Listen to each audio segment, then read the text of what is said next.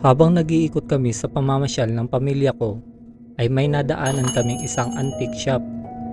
May isang bagay ang umagaw ng atensyon ko. Isang tumba-tumba. Mukhang luma na pero maganda pa naman ang itsura at mukhang matibay pa.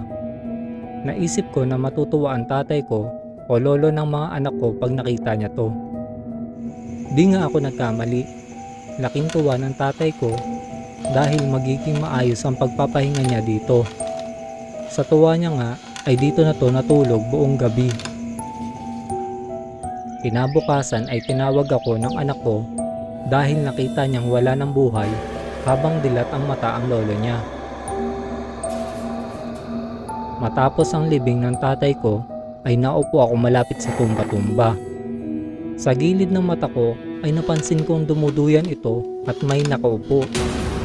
Dahan-dahan ko itong nilingon.